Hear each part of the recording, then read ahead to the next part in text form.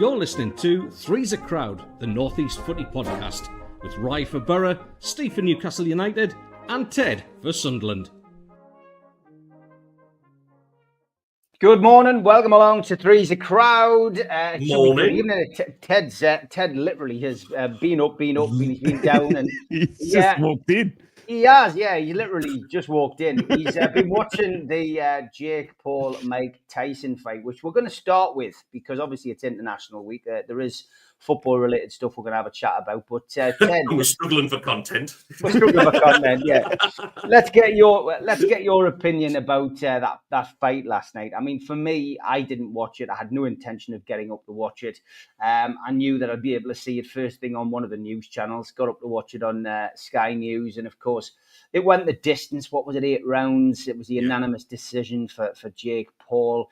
80,000 people in the arena to see Mike Tyson, a shadow of Mike Tyson, it has to be said.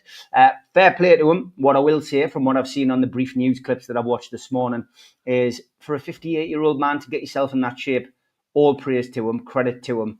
I think we'd all give it a good go for the reported $20 million. And Jake Paul, a YouTuber, I think, 40 million. I mean, it doesn't matter what you think of Jake Paul. What you have to do is you have to give the guy credit because he's come from doing what we're doing this morning, coming on YouTube, talking, and giving our opinions on our football clubs week in, week out. And he's turned that into a career and a very profitable career. So fair play to him. And he's achieved a dream, which I guess, was always to step in the ring with Mike Tyson. He's done it properly. He hasn't just done it, gone in with Mike Tyson. He has had other fights, much publicised fights. But you're the closest to getting the ringside out of the three of us, Ted, because you got out of bed to watch it. What was it like? Well, bizarre. For one, getting up at that time, you go, do I have a beer or do I have a coffee? It was just the most bizarre I'm feeling. used to it. I had both. It was. Listen, first of all, the undercard, Steve, was actually very, very good. And there was the 2 fights before the main fight were very good. It was Cabellos and I can't remember the name of the other fighter now. Then there was the 2 lady boxers. Mate. Which my god, it was the Irish girl. Is it Kelly? Yeah. She won again. She never won that fight, Steve. Nah, never in a million years did she win that fight. That was a very contentious decision. That the Puerto Rican had that hands down for me. I can't remember the Irish last winning a round, to be honest. But there we go. But yes, the main event, in true style, Jake Paul came on in some sort of drop top weird car, singing In the Air Tonight. It was all very theatrical. It was all very cringy at times, to be honest. The fight itself, first round, you think, okay, he's a little bit, Tyson was a little bit unsteady on his feet. Let's be honest with it. But yeah, after that, mate, his legs looked like they'd gone. It wasn't so much the power; it was his legs. His balance was all over the place. And Rice summed it up. Yeah, the knee was heavily strapped. Now it was strapped all the way through training as well. So clearly there was some sort of problem there. But that was it. Thank you, SGP Davis. Katie Taylor versus Amanda Serrano was the fight before that. Terrific fight, but absolutely the wrong result. It was just sad by the end of it. It was, they say never meet your heroes. Well, never watch your heroes come back into the ring at the age of 58. Amen. Because it was just... Look, a 27-year-old Mike Tyson versus a 27-year-old YouTuber, you're talking a completely different story there. Absolutely, completely different story. It was just it was a mismatch, and the winner there was to be honest, Father Time. He's the only invincible one out of any of us, and it was just sad to see. In the end, it was it didn't go down well in the crowd. There was lots of boos happening there as well. It's gone. I had hoped to see a little bit of theatrics and a bit of a miracle from Tyson. It wasn't to be, and it ended up. And I hate saying this, Steve, you were right. I just hope for more, but ultimately, mate, you were right. It was a bit of a debacle at the end of the day. It was sad. Yeah, but like you say, terrific that Mike got himself in shape for that at the age of 58. I mean, that's mid. I'm 45 and I'd settle for that kind of age. I know Ryan looks shocked that I'm actually that old. I know it's my skincare regime. But yeah, disappointing at the end of the day. But at least I've had absolutely no sleep and I feel awful. Do you think KSI will beat Jake Paul? I mean, KSI is another one, isn't he? Another reality YouTuber, whatever. And I mean, that's probably going to be. Or as I like to call him, Thrush. Yeah, that's the realm they should stick to, though. I'm sick of the YouTubers crossing into the boxing realm. And I was saying to you, Steve, just before we went live as well. The shame thing for me is that Mike Tyson has one of the best boxing legacies, of our era, much like, Anthony Joshua and all these sorts of other boxers that have stepped in the ring and done their craft to the absolute, thing. But it's sad to me that the very last boxing fight that we'll ever see potentially is Mike Tyson versus Jake Paul, a YouTuber. Do you know what I mean? A 58-year-old versus 27. Go and get your bag, go and get your money. But in terms of boxing legacy and traditional boxers, I just feel like it tarnishes it a little bit. And I just hate that. And look, if YouTubers fighting YouTubers, go and do it. Go nuts. But when you've got boxers coming out at 58-year-olds, 57, who's Jake Paul's going to be fighting Joe Biden at 81 next or something. You know what I mean? Like, that's his next opponent. I don't know what he's doing, but you know what I mean? And I want to see him. If he's going to be a boxer, if Jake Paul wants to be a boxer, then do it properly. Go and fight in the proper, get your card and all that sort of stuff, and fight people that are actually boxers at that era. Now, don't get me wrong; it's not going to give you the money that Mike Tyson fight did, but that's just the frustrating thing for me, is that it's just a bad taste for boxing as a sport. Yeah, Dave, you're right. It does go down as an official loss. Did have to be sanctioned as a fight. So after 4 rounds, I think it was, it became official. Did it? Damn it! Unbelievable. Look, I see what Rye's saying, right? But in a weird way, Jake Paul's doing actually quite a lot for the sport here. Because true. Yeah. You look at the following he's got, and there'll be any amount of kids watching that, teenage kids. That's his marketplace, with his brother with the Prime drink and all that sort of thing, which we're open to sponsorship for that. If the Paul family want to get in touch with us, just reach out on our socials. You haven't. Oh, you've got Lucozade. Or is it Oasis? What are you drinking? No, it's Lucozade. Oh, good man. But no, you see a lot of young kids who are watching that, and they're watching their favourite YouTuber. All right, the lad might be a bit of a prat, but one thing you can't take away, whoever he's surrounding himself with, and he may be doing it off his own bat, commercially, this lad is very, very savvy. Make no mistake about it. And to be honest, can I ask you, Ted, though, just quickly? If that gets a few kids interested in it and gets them into the game of boxing, that's a result, because that ensures the future. If you blew up tomorrow, right, for some reason, Ted the Mackham goes viral on, his Christmas cake, drops on his, tummy or something like that, and it's just a viral video, and you're the next YouTube star, would you? And then for some reason, do you find yourself, doing boxing? Well, I mean, do you want to put your money where your mouth is? We'll go in the ring for charity. That's what I'm saying, though. No. I just don't get it. Like, I don't like that's. I mean, look, I get you right, and he brings in a whole different audience, and that's great for boxing, because the boxing audience and the numbers and all that have definitely been dropping, haven't they? Do you know what I mean? And everyone can see that, and nobody tunes in. But, this gets people talking, gets people looking into it, because it's a different audience, and you got the Jake Paul aspect of people just wanting him to get smacked in the mouth, sort of thing. So I get where you're coming from. It's just, I just hate seeing, the legacy that is Mike Tyson, the legacy that is Jones Jr., whoever it is at 58, 40, whatever it may be, I agree. Getting, the last fight we ever see, you know what I mean, is him losing to Jake Paul, for goodness sake, not, Evander Holyfield or whatever it may have been. Yeah, it's interesting. It's interesting way of looking at it. I mean, I'd love to see you two get it on in the ring. By the way, I'm happy to promote. I'd bite his ear. I'd fight dirty. I'd bite his ear. That's typical Steve, that, right? That not like sort of, I fancy getting in shape and all that sort of thing. No, he put his Don King wig on and just went like, oh, yeah, I'll promote that. I'm thinking, oh yeah, you take the money, Steve. We'll do all the hard work. Yeah. He's the promoter. He's always promoting. Love him. Borough fan, keep out of this. Borough fan. He's not the crap out of him. He's ex-services, man. Borough fans is a 3-way cage fight. That's a great idea. Hell of a sell. I've got a substitute who I'll be putting in anyway. Yeah, same. From a local radio station. Anyway, moving forward, let's have a look at the comments section, and we've got some great questions coming in.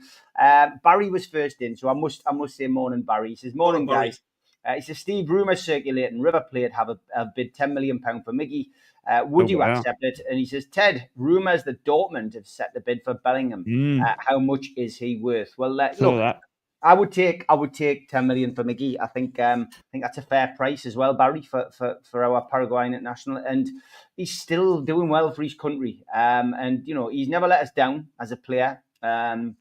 Played a big part in the last 3 years under Eddie Howe, but Father Time's catching up with Miggy as well. So yeah, I would say that, you know, it would be time for him to go. You know, rumours circulated, of course, that in, you know, previous transfer windows when maybe Newcastle have tried to sell him, that he hasn't been keen on the move, so he hasn't gone, and that's his prerogative. You know, it's up to him to go to a club, I guess, where he wants to go to. So is River Plate somewhere where Miggy would like to go? Well, it's certainly the right side of the equator. You know, maybe that's a move that he would fancy, but it's up to him.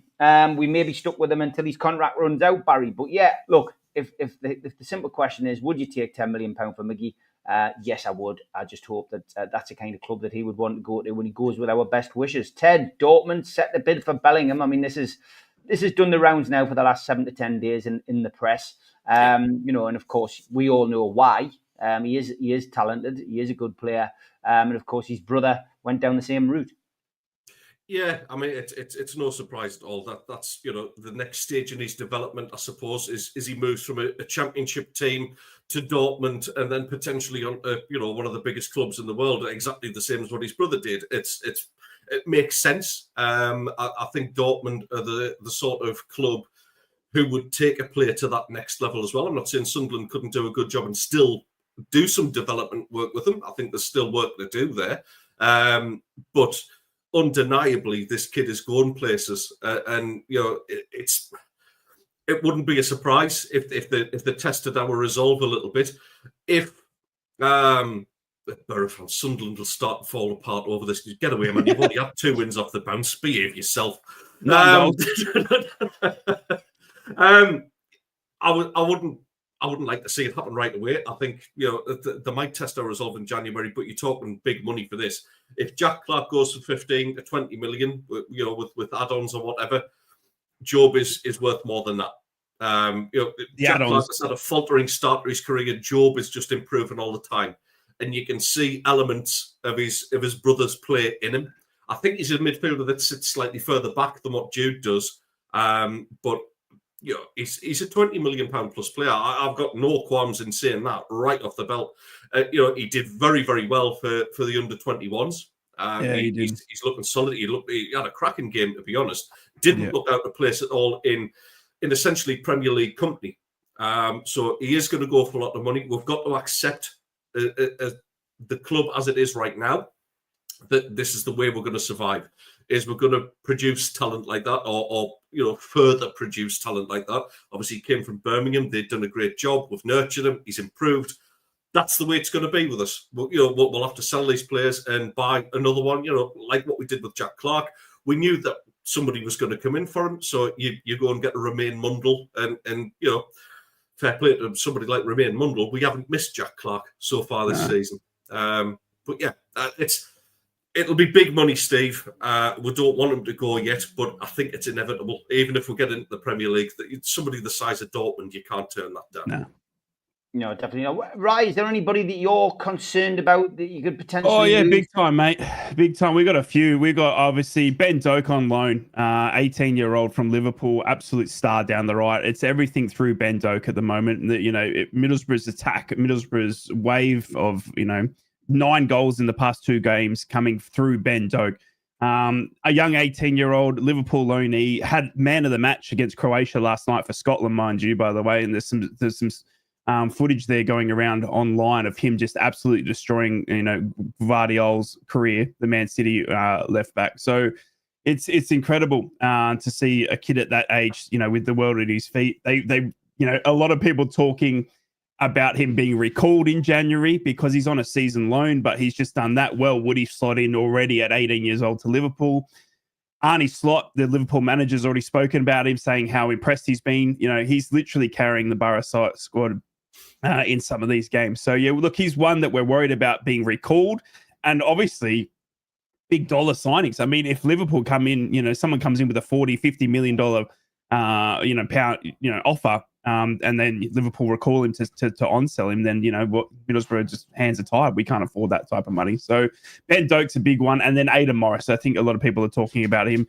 Aidan Morris, the American, he's been absolutely fantastic. He's not missed a beat coming across from the MLS. He's a young midfielder that's just gone from strength to strength. He just, some of this stuff just goes so unnoticed that he does around that pitch, that it's incredible. And I think he's another one that we're worried about losing earlier than we should. Look, it's been 2 very good games on the trot. I think it's put to bed a lot of the naysayers because he's got 9 goals in 2 games. But it's, there's definitely, with any success comes bigger teams knocking. It's just the thing. We saw that with Chuba Akpom and stuff like that. Do you know what I mean? Ted's seeing that now. Do you know what I mean? And it's a credit to, I was just going quickly back onto the Bellingham, it's a credit to him because last year was so tumultuous off the pitch for Sunderland that it's in credit to him that he's gone strength to strength under this season, because any other kid could have dropped away with people dressing up bars, you know what I mean, and stuff like that. Steve getting free beers and stuff like that. So it's a credit to him that he's gone strength again this season. Under the new management, which is obviously clicking for him. But yeah, no, look, Aidan Morris and Ben Doak for Borough, it's they're our biggest worries. Okay, good stuff. Good questions. If you've got a question for me and the lads, get it in between now and 10 o'clock. I did want to highlight this today because this is quite a sad indictment of what's happening in local football. And this is a statement from West Allotment Celtic Football Club. West Allotment Celtic Football Club is sadly on the brink of folding and has written to the Northern League to ask for 2-week suspension of fixtures to explore if the club can continue. A number of factors have led to this point. The loss of our main sponsor, Wade Financial, who over many years helped the club, has left a hole in the club finances, which has never been replaced. Added to this was the rent this season tripling. The club this season tried to make the matchday experience much better, and the provision on the catering unit are also bars offering draft lager and cider, increased social media, and roadside boards, which were achieving features we also used. Despite this, the local community has shown very little interest in non-league football. And even when the club finished 5th in Division 1, the attendances were poor. The club had probably the lowest playing budget in the league, but even if this was reduced further, the cost of running the club would not be covered. Our situation is not an isolated one, with many clubs seeing falling attendances. The other major factor is that, like many, we have an ageing committee, and despite many attempts, the failure to attract new members to step up and take on roles such as secretary and treasurer. Our current treasurer is stepping down after 50 years of service, with many others on the committee having been involved with the club for a similar amount of time. As chairman, I've been involved with West Allotment Celtic for 25 years in one role or another, and that now involves making sensible decisions, and in this case, a very difficult one. The club did not wish to dig itself into a financial hole, leaving lots of debt. If anyone is interested in trying to help the club continue, please get in touch directly. We will need investment and people to join the committee in roles such as treasurer and secretary. Our junior and ladies team will continue as they are not connected financially to West Allotment Celtic Football Club, so the name will go forward to reach our 100th anniversary in 4 years' time. Any interested parties, please contact me directly on 07977 413 102, and that was from the chairman, David Dodds at West Allotment Celtic. He put that up on X this week. That's tragic, Ted, to read that. I was involved, and I know you have been involved in local football. I managed a Sunday league team myself for 20 years, and it's awful to read stuff like that, because it is, grassroots is the heartbeat of our game. That's where people start. Jamie Vardy, one of the most prolific strikers in the Premier League, still to this day defying Father Time at the moment, which we've seem to be mentioning a lot this morning. Came from that era. He was playing against Dunstan in the Northern League. I actually saw him play for the team, score against Dunstan, and that's the beauty of that kind of level, Northern League, and anything above that. The pyramid system allows people to progress if you're good enough. And we're looking at potentially a club going out of business there. It's tragic, Ted. It is, and it's such a vital thing, and it's not just a vital thing to, like, whether it's the pub you represent or whether it's the village you represent or whatever. It's the lads in that squad as well that you've got to feel for, because I would dare say they're definitely not getting paid much, if anything at all, at West Allotment, and that's their community. That's their mates. That's the way they kill time together, and pull on a shirt to represent their local area or their pub, like I say. And to lose that is just criminal, to be honest. I noticed that the rent is tripling now. That's just, it's profiteering where there's not a profit to be made. Charging triple to rent a patch of grass for a couple of hours on a Sunday is just horrendous. I mean, that's brown stuff housery of the highest order, to be honest. Like, I'd love to know who the landlord is, because they should be held to account for that and at least try and keep it going. Yes, appeal to the local area, because this is the annoying thing, because Sunday league football, pub league football, Saturday football, Northern League, it's kind of got this, I don't know, this stigma attached of being like sort of lumping up to the big man, playing through the centre, miss out the midfield. It's not. It most definitely is not. Football has come on a long, long way in non-league, and you actually get to see some fantastic games. Yes, you'll always have the fun stuff. You'll have the massively overweight keeper that you'll occasionally spot who's eating a pie at half time. But what you will see is guys who nearly made it. Like sort of whether they've nearly made it as young'uns or whether they're on the way back down from a career in football. You get to see a vast array of talent on show at these games, and you're missing out. Honestly, if you're not going to see your local team, I'll gladly head up into my village, even in Cyprus, and the standard of football is awful in Cyprus, I've got to say. But I'll still go and watch my local side and get some enjoyment out of that. And go and support them, because these lads they're not doing it for money. They're doing it because they want to represent. They want to be with their mates. They want to be standing, that far away from the fans, and and having a bit of banter.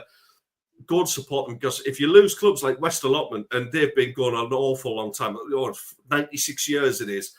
It's a shame to lose big non-league names like that as well. And in the Northeast, they are a reasonable sized name. Somebody else mentioned about cup finals with them.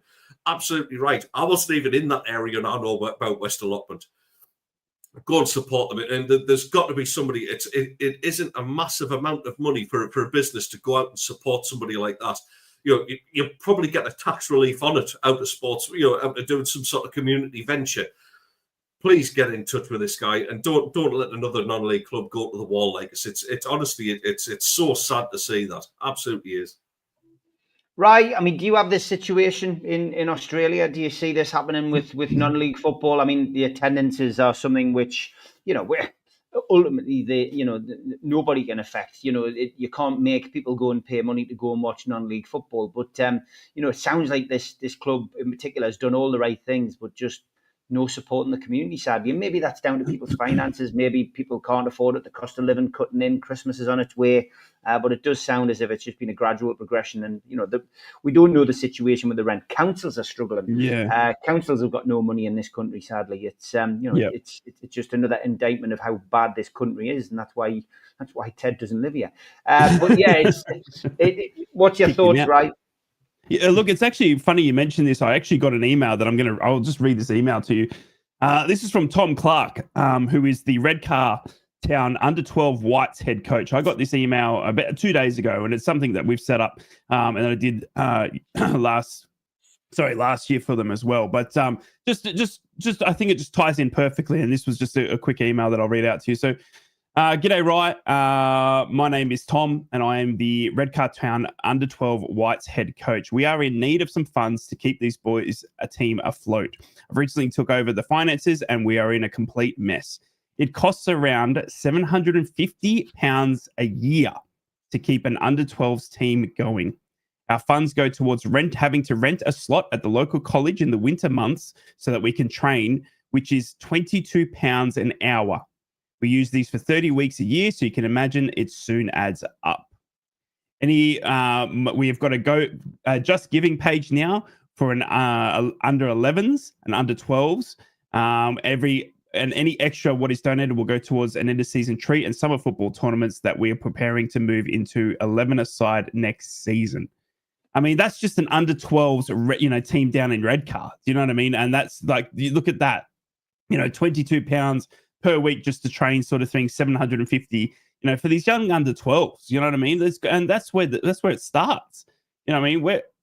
That's where every footballer starts. Under 8s, under 7s. Not every kid is in the Liverpools and the Man United academies. Do you know what I mean? They're out there, grassroots football, and it just hurts. So it's a real shame. And we have it here in Australia. I must say the A-League's struggling. The A-League is big time struggling. The A-League is, for those that don't know, is our league. It's for those Borough fans, it's where Riley McGree started.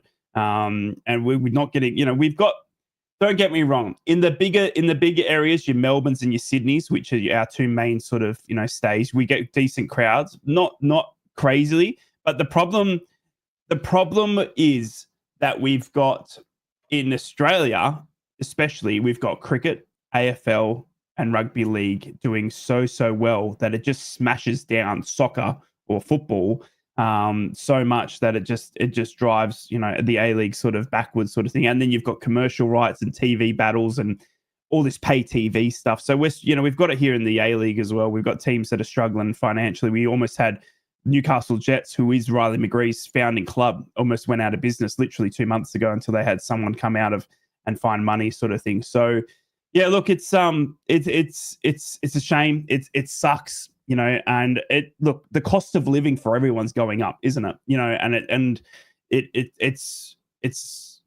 We're seeing it in sport. We're seeing it in grassroots sports. We're seeing it in the lower leagues. We're seeing it all over, that the cost of living, the COVID recatch up and all this sort of stuff is hurting, everyone across the countryside. But yeah, sports is one of those things. And unfortunately, unless you are, like Ted said, got a business behind you, some sort of wealthy investor, whatever it may be, it costs a lot to put your team out there, every week. There's kits, there's everything that it comes with, sort of thing. And it's a shame that, teams are going. We saw, wasn't it Mask United boys, wasn't it, that we had on the when we were doing that other show, that was we were, they almost went under, while we were talking, doing the show, sort of thing. And I remember that was just crazy. So it's happening left, right, and center.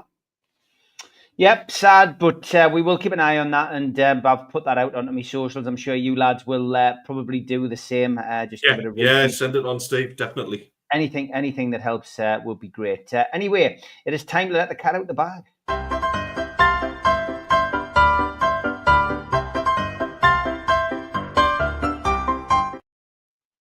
Jim, I know, me too. James shoots this one across the bow to Ted. By the time this fills up, he says Sunderland will be promoted. Fair play. And I think this is a great one as well. But he's thinking about that flirty tart from the pub, that cross, that header. I can't wait for Sunday. And we've heard of Cole Palmer. Well, here is Cold Palmer. This is Manchester United. Dear God. More like Cold Palmer. Good stuff from Gooner Chris there. But the winner this week, I love this. When you're 3-0 down at half time and the wife's going on, I'm a celebrity. You spot a couple of nice looking grannies in the West. I tell you what, that wig is not looking good. Like, he wants to get back to Turkey and get that sorted. Especially down at Plymouth. He might as well stick the cat on his head.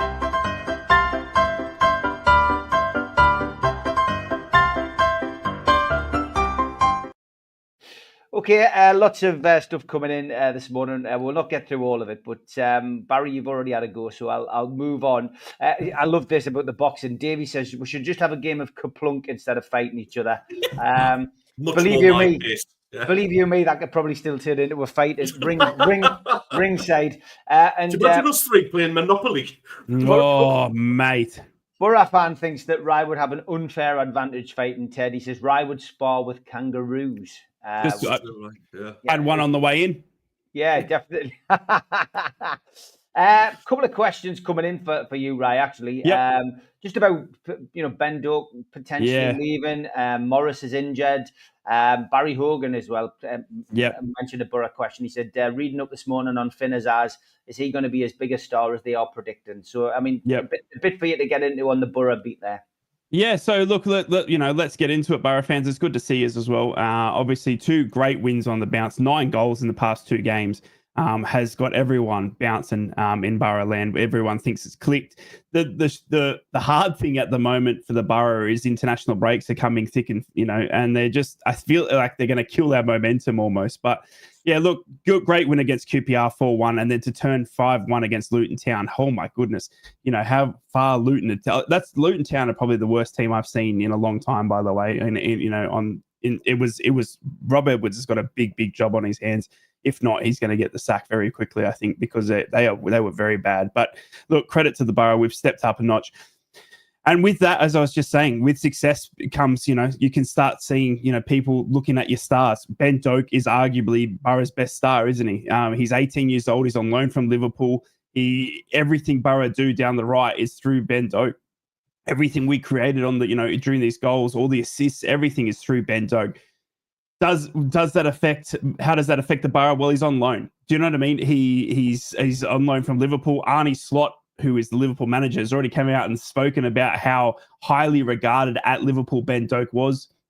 Middlesbrough were one of 8 clubs to offer a loan for Ben Doak, by the way. And that wasn't just in the Championship as well. It was a credit to Michael Carrick, Ben Doak wanting to work with Michael Carrick, but he had the likes of Inter Milan and all these other, big name clubs coming in after, offering him a loan stint. You saw last night for Scotland, he got the man of the match performance, and he's 18 years old. The worry for Borough is that if someone comes in January and offers Liverpool 40, 50 mil for this up and coming, right winger, which, isn't, it's football. Does Liverpool then recall him, sell him on? Middlesbrough won't be able to compete with that, and we lose, arguably our best mid that we've seen in a long time. So, look, there are worries there, Borough fans, and I would be cautious with your worries, though. I think Liverpool know what they've got, and I think they're wanting to see him do it over the period of a long season. The one thing that I don't think people talk about is last season Ben Doak was showing signs of this, and he had a bad injury.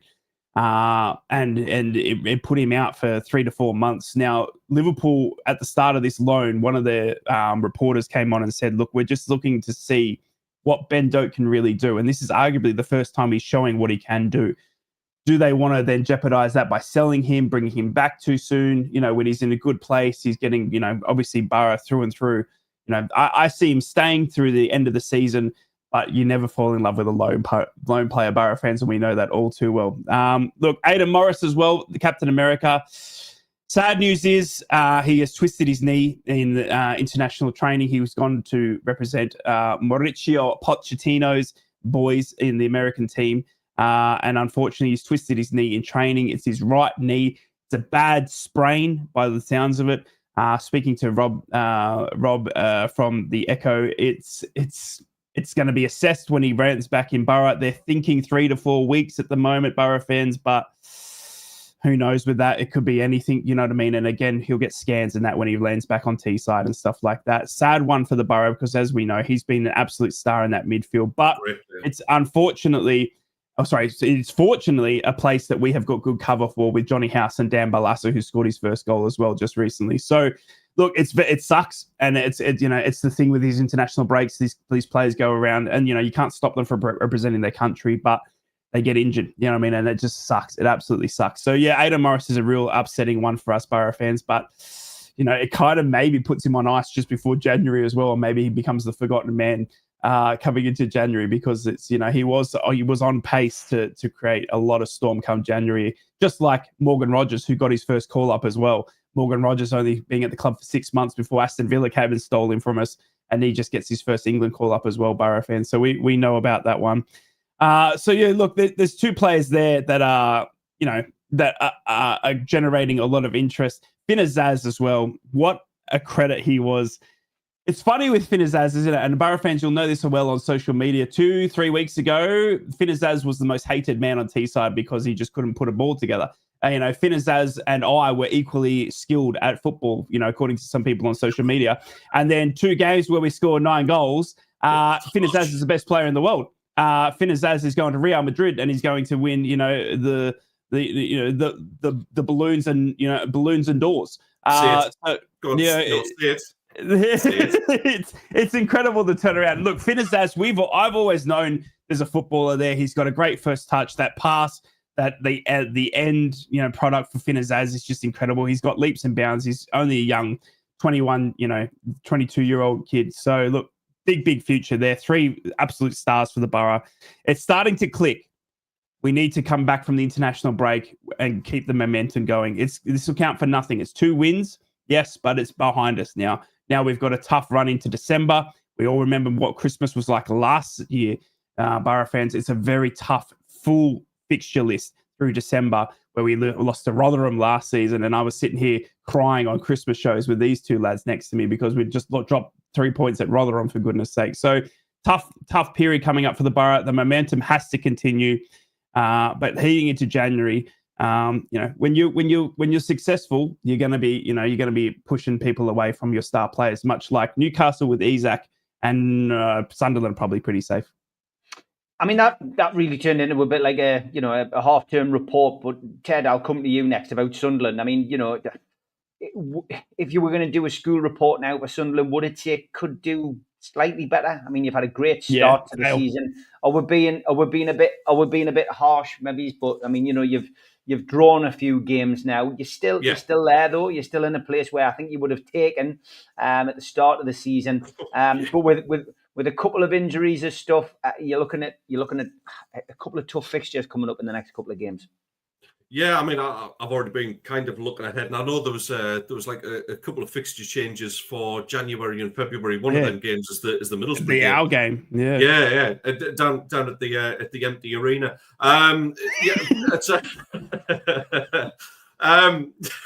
Echo.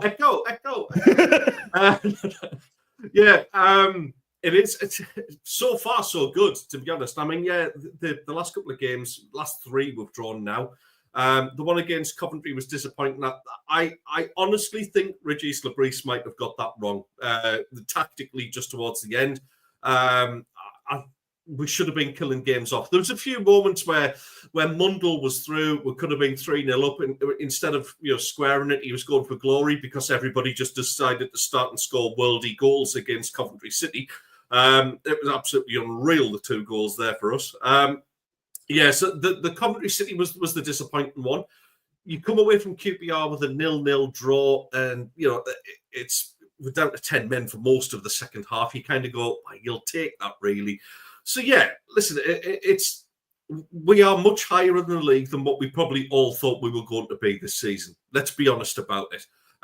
If somebody had told me going into the 3rd international break, even though we're just in November, and said you're going to be top and by goal difference or I think it's the point or is it goal difference? I think it's goal difference now. You'd absolutely snap people's hands off.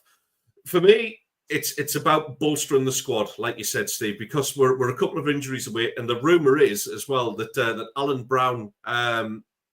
There's rumours going around. It's not confirmed by the club in any way, but rumours are that he's got a broken leg from the last game against Coventry City. He hobbled off really, really clearly in pain. So that's kind of it's bad news, because that's an experienced head that you need on the pitch, to be honest, especially when the likes of Job's suspended. If Job gets sold to somebody like Borussia Dortmund, then you need an Alan Brown to come in and play his part in that team. The other rumour is as well that Mundle was also injured quite badly in that Coventry City game. Again, nothing official from the club, but you're looking at maybe 3 to 4 weeks there, which at this stage, because he's done so well, we could really do without that. Sure, we've got Tommy Watson, who's a bit of an unknown quantity. He's not really played an awful lot in the first team yet, but he could be getting his opportunity as well. I think we need to go out and really firm up that squad in January. We are in a position that we didn't think we were going to be in. New manager coming in and all that sort of stuff, and the team sort of not really knowing what we were going to get out of these lads, and obviously they've got a bit more experience in the Championship under a lot of their belts now, which is great. I think we've got somebody in Isidore who's just come into the club, gets what it's all about, and puts himself about and scores goals, and some of them absolutely spectacular as well. So yeah, listen, I'm happy with the way things are. Like Rye, I think I'm concerned that we are 2 or 3 injuries away from maybe just kind of losing a bit of impetus there. But for me, this international break is actually coming at a good time. Let's bury these 3 draws, get them out of the way. The fortunate thing for us is nobody else seems to want to be top of the Championship at this moment in time either. Burnley dropping points, Sheffield United dropping points. Everybody is beating everybody. So we've got to do our own thing. We've just got to enjoy it. We're still playing some decent football at times. I think we need to develop a little bit more of a killer instinct up top. 2-0 down. Let's not get carried away and let's start and trying to score Roy of the Rovers goals like what Mundle was trying to do. Let's get it down. Let's score. Right, we've scored 2 worldies. Let's go. Score 2 tap-ins as well and absolutely bury Coventry, because they were there for the taking. They were awful. They were absolutely awful. Not as bad as what Luton were, all right, granted, but yeah, it's good progress. It's much further on than what we thought we were going to be. So I'll take it. I still don't think we'll finish top. I still think it's going to be a big ask to do that, because there's teams below us in the likes of Burnley, in the likes of Leeds, who have Premier League money, who have Premier League. You could argue the Premier League squads. If we still in and around, 3rd place, 4th place by coming into Easter, great, we've got every chance. But right now, just enjoying it. So far, so good. Keep it up, lads.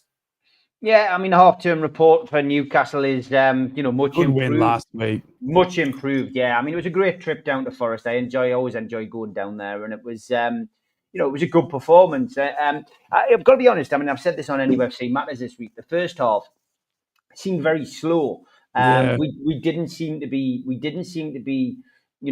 going that extra mile, and it felt flat to me anyway. But there was a guy who was standing in front of us who's, I've known for a long time, came up and said, "Look, Steve, I think we'll win this." It's a pity that he didn't have the bet on. He went for 3-1. He said, "We'll turn this round. We'll win this 3-1." We've dominated that half.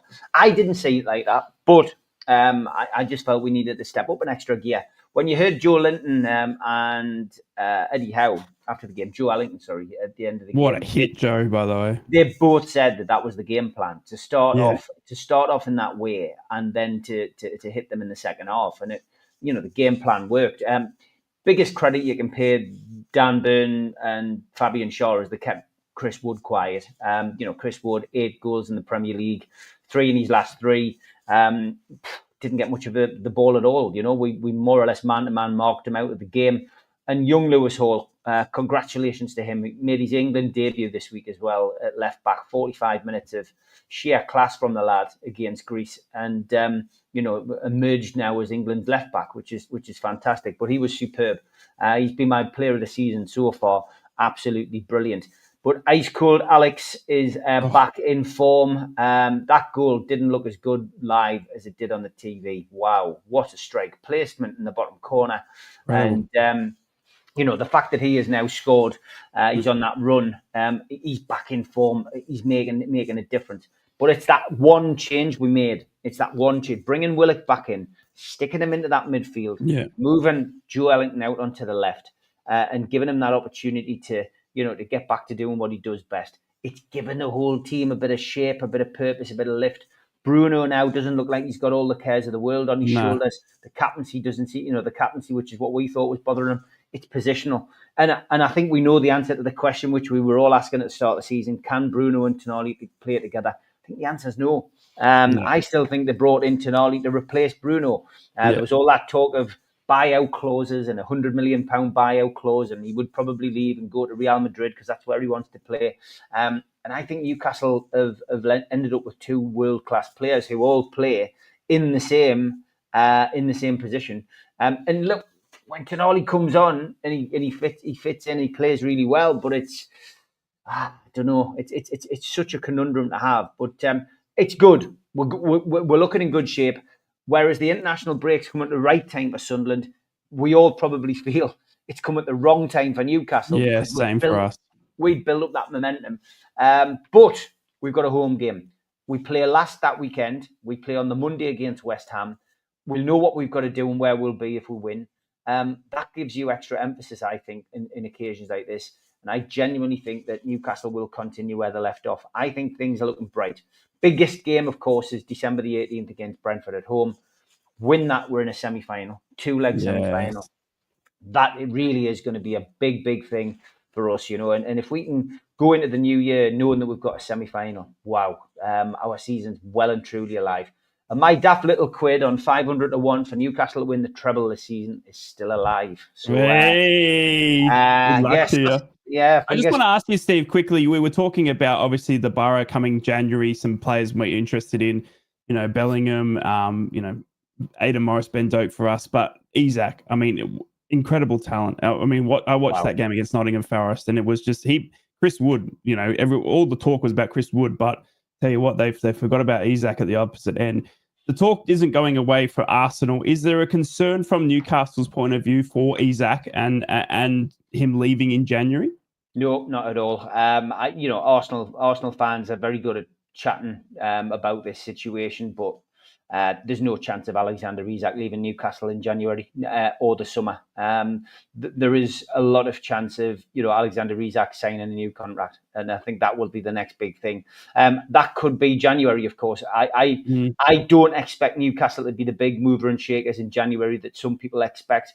Okay. I genuinely do feel that Newcastle may finally get rid of one or two players. Maybe Miggy will go. That's just a hunch, not based on any concrete information. I just think that, they may well be able to clear the deck slightly. But in the grand scheme of things, I don't think there'll be a massive amount of change at Newcastle. But Alexander Isak, no, mate, he's definitely going nowhere. Definitely going nowhere. There's no chance of that. Yeah, very interesting. David, thank you, mate. He says, my friend was at the Derek Wright talk-in last night. Had a great night. Big up Joe's hosting. Thank you. Yeah, it was great. It was great to have Derek at the Irish Centre. He didn't want to do a book launch, and I've been friends with Derek for many years. I watched his, watched him from afar as he's run on and beat virtually every other physiotherapist in the Premier League, running onto the pitch with his bag. Became a bit of a cult hero, but the book is fantastic. In fact, hold on. There we go. I'll give it a bit of a plug again. Derek Wright, My Story in Black and White, 4 decades fixing the mags. But yeah, thank you to the 65, 70 people who came along last night to the talk-in. All got a book with their ticket money as well, and raised money for charity, which was fantastic. But from our perspective, it was a great night. Heard some great stories from Derek as well.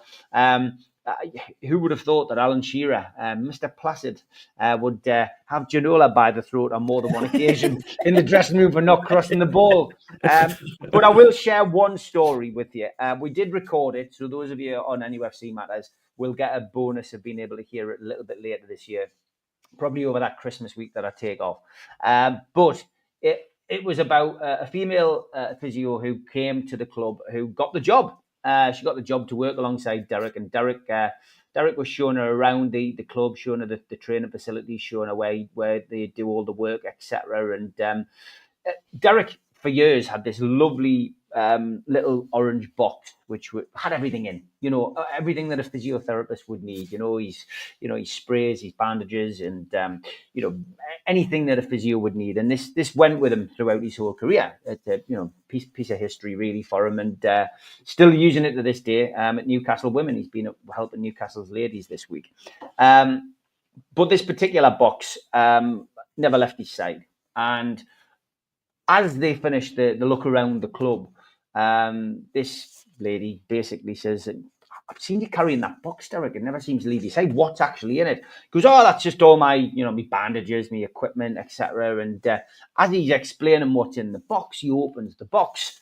Well, of course, the lads knew what was happening. They knew he was going to be showing everybody around. So as Derek opened the box, he was surprised to find hundreds of condoms and sex toys in his physiotherapist box.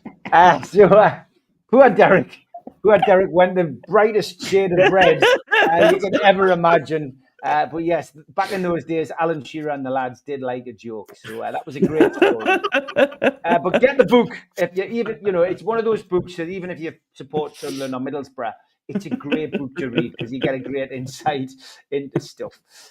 Davey likes to wind up. He said, looking good that we may well have 3 North East teams in the Premier League next season. He says, that'll be great to see. Plus, guaranteed 12 points for the Toon. So happy days. There's a good comment in there, actually. Sunderland, hold on. There's a good comment in there. Davey's got a short memory. Geordie Toon for Life said, Lewis Miley coming on for the final 25 minutes for England under 21s against Spain. Lads, when was the last time, and maybe a quiz out there, one from each of the clubs representing the England under 21s? We had Hayden Hackney, Bellingham. That was going to be my what the fuck next week. Yeah, and Lewis Miley, all one from each club representing England at the under 21s. How's that? Amazing, mate. Amazing. Did you just hear? I don't know whether you can hear this. There's actually somebody at the door. Is there? Do you need to go and get it? Yeah. Is it Joe? This is asleep. She's on night shift. I don't think I can do anything about this. This is great live content, isn't it? I mean, who's at the door? Who's at the door? Who's at the door today? You did mention charity, Steve. I just want to kind of burst in on that one. A couple of people noticing the shirt, which just arrived yesterday.